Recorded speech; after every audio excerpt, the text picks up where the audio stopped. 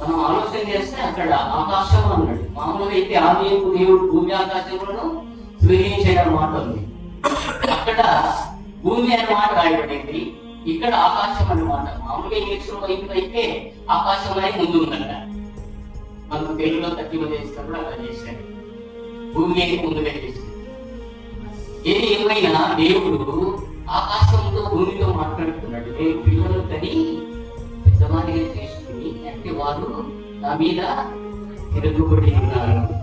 అది దాన్ని బట్టి ఏడుస్తూ రావడం, వాళ్ళ తిరుగుబాటు గురించి, వారి కప్పిలను తప్పిపోయిన వచ్చాడు అలా రావాలి.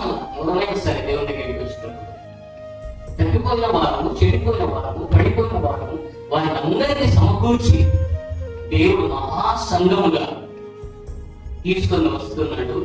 ఆ సంఘం ఏం చేయాలా? ఏడ్చుకు రావాలి. అంటే తప్పిపోయిన వాడు ఏడ్చాల్సిందే. అంతే కదా.